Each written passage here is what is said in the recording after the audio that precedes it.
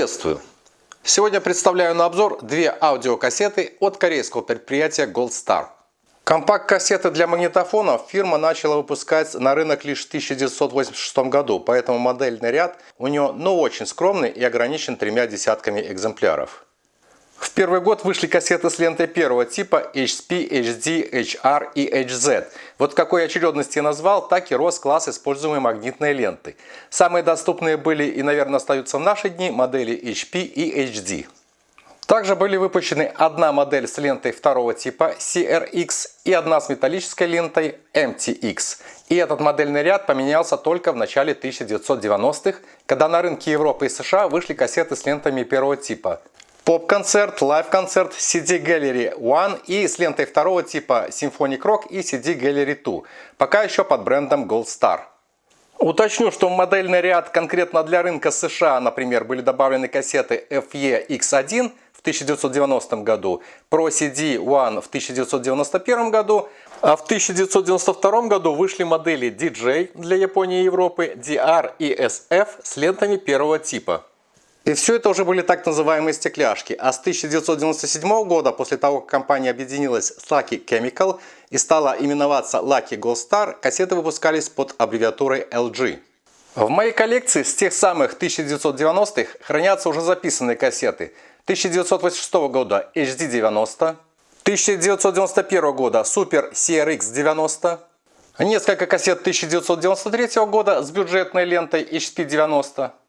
И, наконец, CD Gallery 1 или 1 1994 года. Покупал их тогда и год назад, уже записанные в студиях звукозаписи. Среди них выглядит необычно Super CRX. У нее в центре окно такой формы, как будто ветровое стекло автомобиля очистил от пыли дворник. Сравнивая эти кассеты, я хочу отметить, что производитель не заморачивался на футлярах и комплектации кассет. Все у них схожее. Футляры имеют стоперы в форме снежинок. Пожалуй, только у кассет 80-х коробки угловатые, а в 90-х их грани слегка закругленные. Позже появились еще и слим-футляры. Корпуса кассет производитель не расписывал, а наносил надписи на антифрикционные прокладки. Сегодня у меня есть две запечатанные кассеты с лентами второго и первого типов. Смотрим. Аудиокассета Gold Star HD90 1986 года, как указано, изготавливалась конкретно в Сеуле. Я приобрел ее в моей Беларуси за 20 рублей или 6 долларов 10 центов. За все годы производства в кассете этой модели менялись корпус и катушки, но оформление упаковки однообразное. Впрочем, обе сегодняшние героини обзора имеют схожую обертку. Обратите внимание на все грани и тыльную сторону. Причем у меня кассеты с разным хронометражем ленты. Данный вариант кассеты HD90 в черном непрозрачном пластиковом корпусе. Она отличается, как указано на упаковке, суперточным механизмом подачи ленты первого типа, который в свою очередь обеспечивает более широкий динамический диапазон и минимальный уровень шума. Расшифровка этой модели HD имеется на вкладыше, который виден сквозь прозрачную обертку на тыльной стороне. High Density переводится как высокая плотность. Имеется в виду покрытие ленты мелкими гранулами магнитного материала для обеспечения большей чувствительности и низкого уровня собственных шумов ленты. Такая кассета рекомендована производителям для популярной и классической музыки и оснащена чистящей магнитную головку рекордом. Теперь аудиокассета Gold Star CRX60, она же Chrome X. Изготовлена уже в Корее, а не конкретно в ее столице Сеуле. Для рынка Европы, по одним данным, в 1986 году, по другим в 1987. Я ее приобрел раза в 1,5 дороже прежней, за 35 белорусских рублей или 10 долларов 70 центов. В ней используется, как указано здесь на упаковке, профессиональная лента второго типа для суперточного копирования с расширенным диапазоном высоких частот. На одном из сайтов было указано, что это лента из оксида железа, легированного кобальтом. То есть, несмотря на ее название Chrome X, лента в ней далеко не хромовая. Это, в принципе, видно под определенным освещением, что даже вот скрученный рулон ленты, он не черный, а такой темно-коричневый. Как указано на вкладыше сквозь прозрачную обертку, ее отличает превосходная чувствительность и, цитирую, «виртуальное устранение искажений». Лента обладает экстра-максимальным уровнем отдачи, расширяя динамический диапазон на 1 дБ и улучшая амплитудо-частотную характеристику в диапазоне высоких частот. Кассета рекомендована производителем для аудиофилов, так как является лучшим выбором с лентой второго типа для качественных кассетных дек. Лента также оснащена раккордом для чистки головки и сверхточным механизмом кассеты для плавной безаварийной работы. Это все представлено на вкладыше, никакой отсебятины. Будем считать, что эти кассеты одногодки, причем у них упаковки даже одинаковые. У кассеты HD обертка сохранилась лучше, а у кассеты Chrome X имеются какие-то зацепы здесь. Здесь вот. Вскрываю обе. Так, и первый пойдет, что попроще, почти уже вскрыто.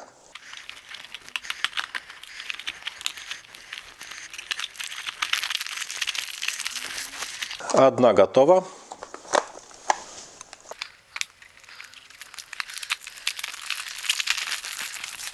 Так, и вторая готова. Ну что, кассетки, вдохните воздух 21 века. Крышка футляра кассеты с лентой первого типа открывается самопроизвольно под весом кассеты. Так, а это... Крышка футляра с кассетой с лентой второго типа открывается несколько туже, но как такого щелчка здесь нет. Тут небольшой перекос относительно кассеты и возможной затрещины. Футляры обеих кассет одногодок полноформатные, со стоперами-снежинками. Однако они разные. У кассеты CRX все грани гладкие, и только сверху имеется вот такая короткая выемка для пальца. У второй кассеты все грани рифленые, и только на верхней грани вдоль края есть узкая гладкая полоса. Да, и оба мне достались с трещинами. Здесь на лицевой части, здесь на этой грани. Вкладыш кассеты CRX с большим вот таким разворотом. В комплекте есть стикер. Вкладыш кассеты HD, он короткий. В обоих вариантах используется недостаточно толстая бумага, такая, глянцевая. Но оба оформлены вполне симпатично, с соблюдением такого эталона красоты, как комбинация из не более 3 основных цветов. Корпуса кассет пусть и имеют схожую фактуру в мелкую полоску, но они разные, оба разборные. Кассета HD выделяется большой наклейкой. У кассеты HD окно узкое, но все равно выглядит классически привлекательно. А CRX с высоким окном в центре и, соответственно, высокими метками в нем. У нее поверхность вся в полоску и фактурно разделена на 3 поля. Снизу есть гладкая полоса, на которой уже вклеена такая типа фольгированная наклейка. И в комплекте у нее есть стикеры. 2 узких на торец кассеты и 3 широких на ее верхнее поле. Идею такого корпуса Голдстар вполне мог стырить у ТДК-А того же 1986 года. Но вернусь к нашим героиням. Обе эти кассеты имеют внизу в квадрате слева литеру стороны, а справа стрелку направления движения ленты. Единственное, что вновь распечатанные кассеты HD, этикетка на корпусе со стороны А выгорела на солнце. Она не желтая, тут как бы с краю еще желтая, но не такая желтая, как на стороне Б, а бледно-голубая. По идее, это должно плохо сказаться на характеристиках этой ленты, поэтому смотрим ленту хронометражем 90 минут. На молочном раккорде сдвоенные наклонные синие полоски, белая склейка. Это лента первого типа светло-коричневого цвета. Новая лента, никаких замятий, все хорошо. Теперь кассета CRX с лентой второго типа хронометражем 60 минут. Она имеет подобный молочный раккорд с малиновыми наклонной линией и рядом с ней неким зигзагом. Далее такого же малинового цвета склейка и лента цвета черный шоколад. При разном освещении она то темно-коричневая, то серо-коричневая. И в ней ни капли нет черного оксида хрома. Забыл сказать, что у кассеты HD на верхней грани нет серийного номера, а у кассеты Chrome X он есть, но он уже затертый, хотя новая кассета, странно. И этот корпус заявлен для использования с лентой 4 типа, так как на верхней грани имеются вот такие технологические клапаны в центре для автоматического определения в LPM этого типа ленты. Теперь оценю возможности этих лент в магнитофоне Pioneer сети 777. Сначала кассета HD90.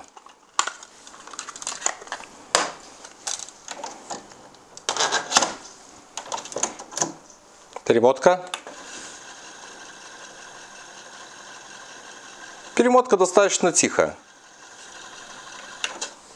В режиме записи подаю на вход кассетной деки звуковой сигнал частотой 400 Гц с уровнем 0 дБ.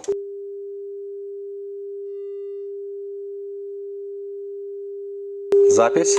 Уровень записи на ленте упал до минус 2 дБ. Разбаланса нет, однако слышно, что лента достаточно шумная. Теперь 3 кГц на входе.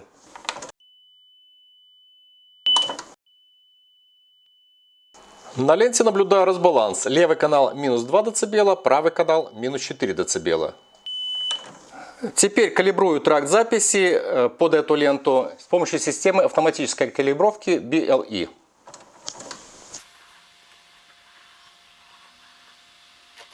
Готово. Теперь проверю, как отреагирует лента на эти же два сигнала после калибровки. В результате сигналы частотой 400 Гц и 3 кГц записались на ленту с уровнем 0 дБ вровень с входным сигналом. Теперь протестирую кассету Goldstar CRX60 1986 года.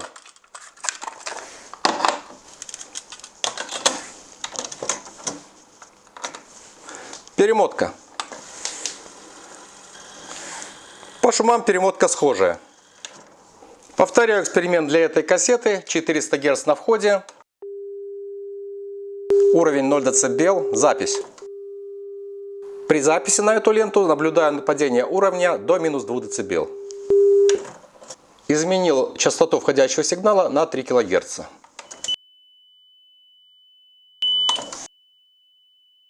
И снова уровень сигнала на ленте падает до минус 2 дБ.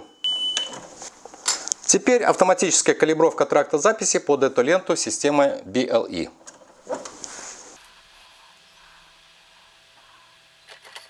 Готово.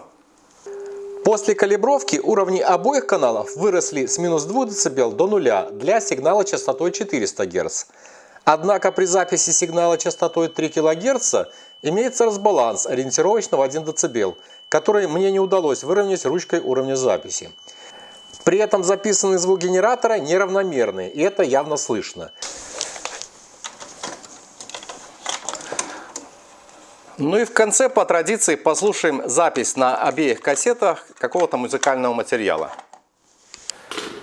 Тракт записи заново откалиброван. Для наглядности я смонтирую чередование записи на каждой кассете и источника на выходе магнитофона. Слушаем.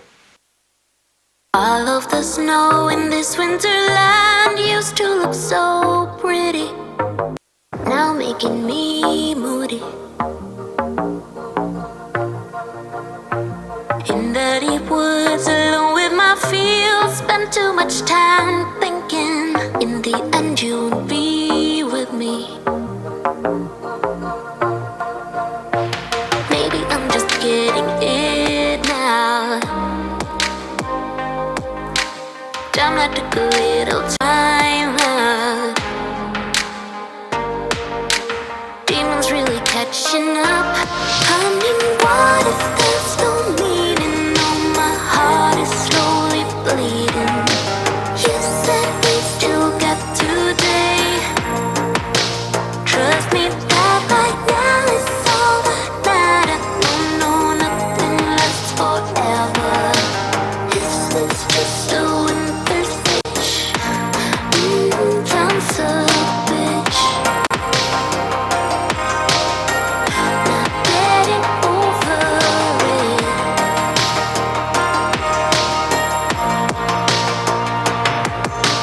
Try to succeed with the stuff I do. Melodies and rhythm, like paying the bills with them. Get emotional, deeper and all, want to make them, so I'll not be forgotten. Maybe I'm just getting it now. Damn, I took a little time out. Demons really catching up. I mean, what if there's no meaning? No, my heart is slowly bleeding. You said we still got today.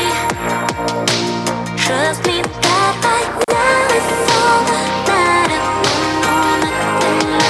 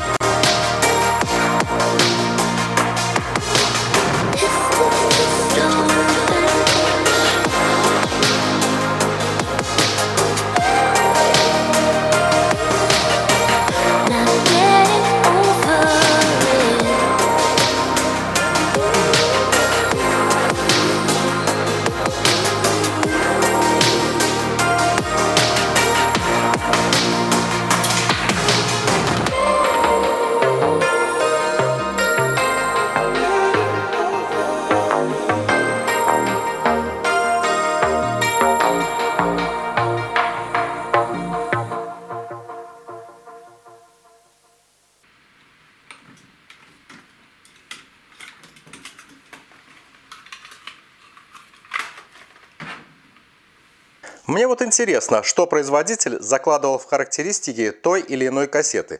Поэтому я внимательно читаю надписи на упаковке и вкладыши.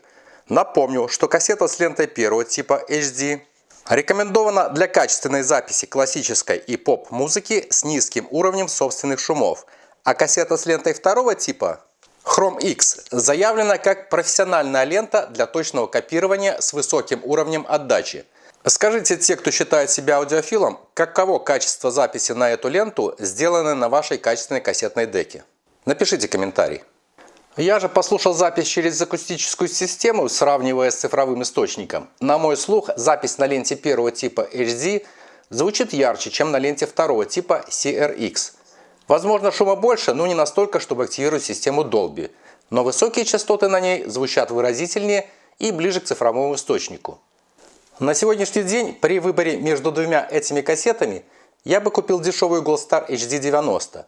Приятно было услышать, что солнце не сказалось на свойствах ленты в кассете Goldstar HD, а только на ее наклейке. Ее ровесница, кассета Goldstar CRX60, выглядит, конечно, симпатичнее. Ее лента менее шумная, но запись аудиотрека на слух отличается от источника по высоким частотам, а низы на обеих кассетах очень глубокие. На этом, пожалуй, все. Я благодарю вас за просмотр этого видео, за его положительную оценку. Подписывайтесь на YouTube канал и канал Яндекс.Дзен. Всем удачи, пока и до встречи на каналах.